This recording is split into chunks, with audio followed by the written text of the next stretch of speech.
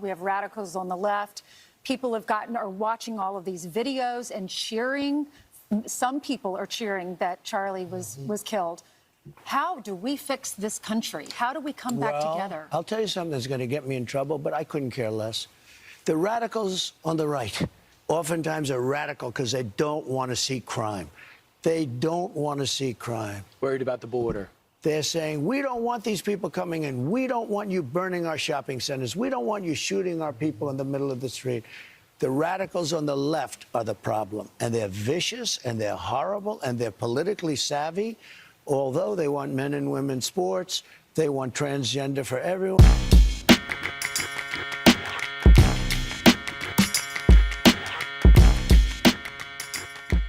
What's up, YouTube? Drill Sergeant here.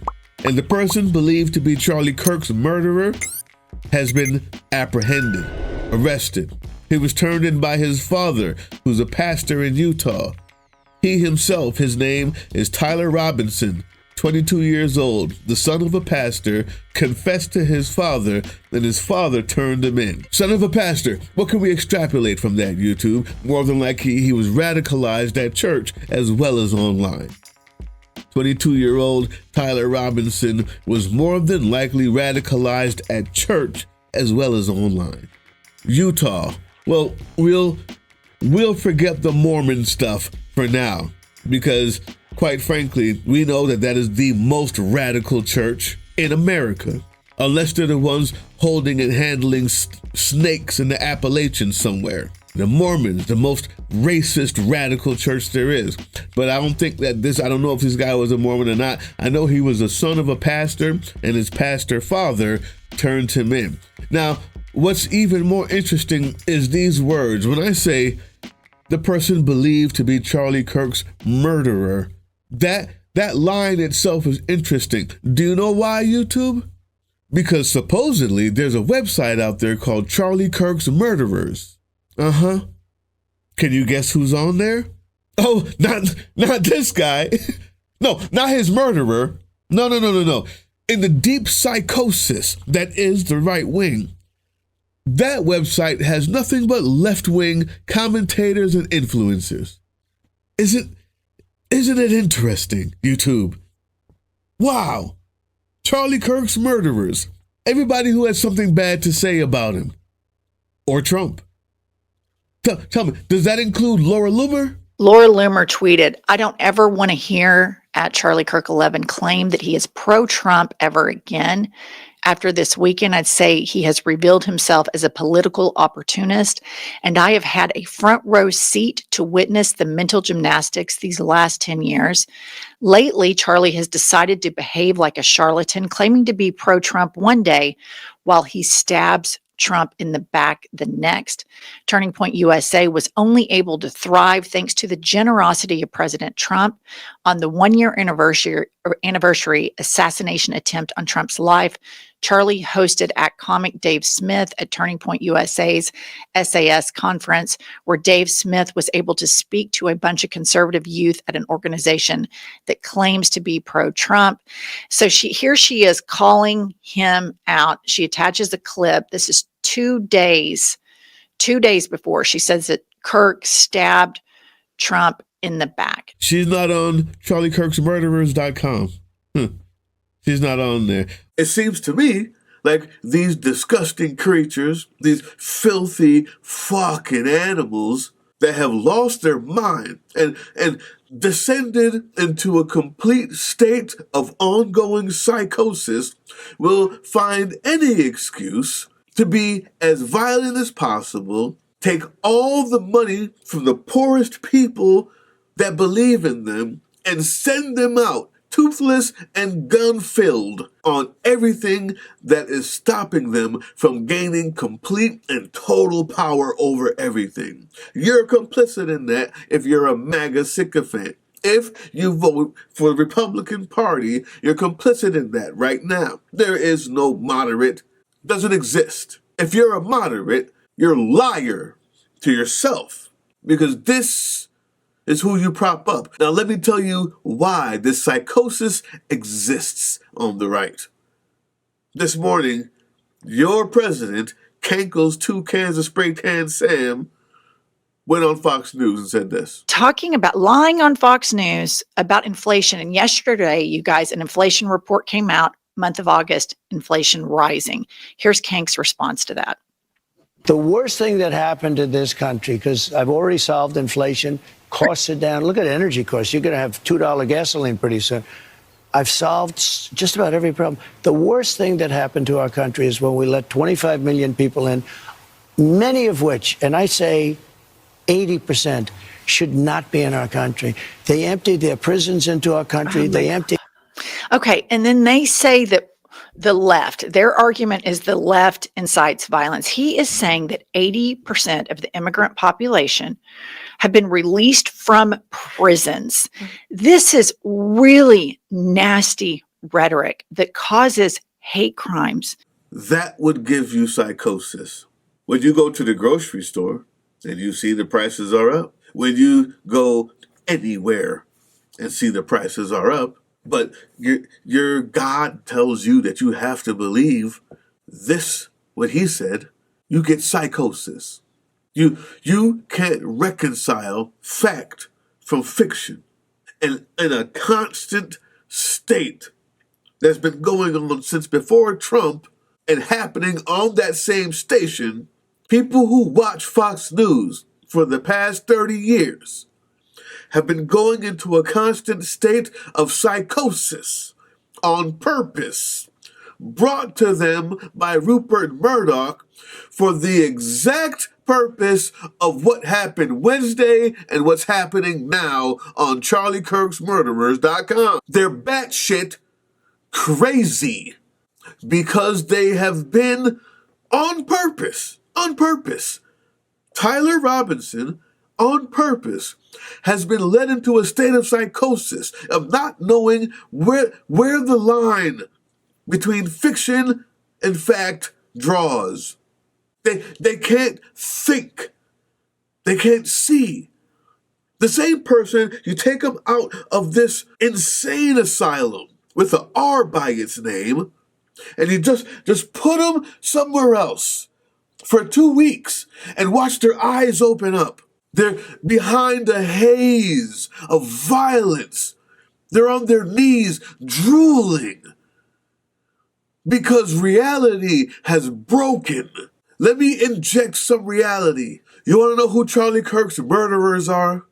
Since you can't believe it's the murderer, you want to know who they are?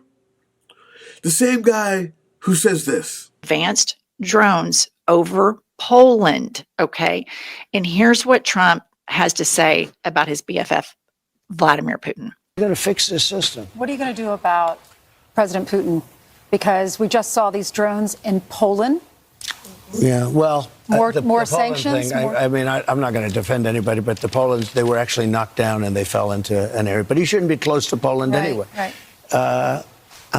So I solved, as you know, 7 wars. 7.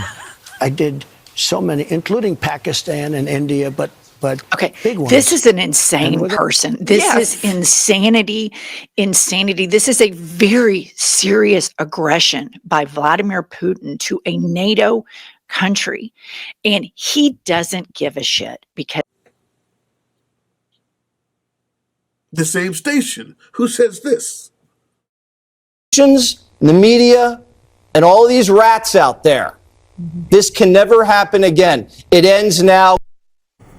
He followed up his remarks with this. We're angry and we're resolute, and we're going to avenge Charlie's death in the way Charlie would want it to be avenged. The same station who says this. Meanwhile, MSNBC is being skewered for analyst Matthew Dowd's comments. Here are those words. Saying these awful words and not expect awful actions to take place. Matt. And that's the unfortunate environment we're in. Now, Dowd has since been let go from the network, and MSNBC has issued an apology. You gotta be kidding me, MSNBC? The guy who told a lie and who said we need to avenge his death is still on that network, and you fired the guy who told the truth about the violent rhetoric leading to violent actions? You fucking weak sauce chicken shit. You're the reason, MSNBC. because there is no counter. What the fuck is that? You fired the guy who told the truth while the other person who's inciting violence still gets to be on air. What is wrong with you? And the same grifters who say this. Lately, Charlie has decided to behave like a charlatan, claiming to be pro-Trump one day while he stabs Trump in the back the next. And then the week after, say this. That's cool. Okay, so then she puts up a tweet then calling for violence, basically. We're at civil war. I'm going to make a list of everybody, of every left-wing influencer and commentator who has spoken poorly about Charlie Kirk. Meanwhile, that was 2 days prior.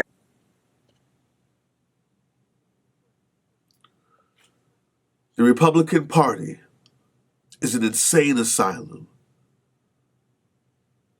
Worse than that, the Republican Party is Joker's version of the insane asylum at Gotham, where he is purposefully turning people crazy, making sure that they don't have any defense against it by not educating them to truth, history, travel, reality, art, culture, anything. Keeping their heads in a Bible written 1,000 years before the light bulb, and convincing them that what they see isn't true. Convincing them that the guy who says, I won 7 wars, and all the people who he supposedly helped out are on the phone and on TV saying, you didn't do anything. Convincing you that prices aren't up. You're crazy. And if you don't believe me, you're going to hell. That brings on psychosis. You want to know who Charlie Kirk's murderers are? Young Tyler here, at the age of 22, has been radicalized by his church, as well as the internet. And his father turned him in after he was the one who turned him in to what he is today. Tomorrow we fight. Hey, yeah, you.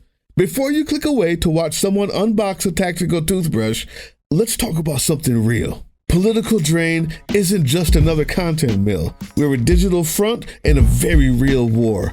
Not with bullets, but with ideas, with action, and with solidarity. We pair urgent news with critical education.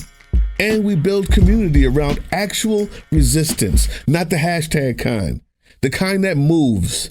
But here's the thing, none of this is free. It isn't. Behind every video is time, labor, research, and some weird guy asking if we're gonna pay the hosting bill. And yeah, some of that money goes to things we can't necessarily say out loud. If you know, you know. Let's just say, our special ops aren't Call of Duty LARPers. They're people making real moves to protect, uplift, and organize. You're not just funding a channel. You're funding a resistance network in a world where capital still calls the shots. Unfortunately, in a system built on artificial scarcity, even mutual aid has a price tag. And if we want to grow, if we want to win, we need your help. We need your help. So if you've got even a few bucks to spare, toss it our way. It's not for ads, it's not for merch drops, but for people making moves in the shadows so others can do it in the light. It's just us and you. So fund the mission, fund the fight, fund the future, because nobody's coming to save us. We save each other. That's how this works. Follow us on all these things you see here, and our link tree is in the description. Maybe even get some merch.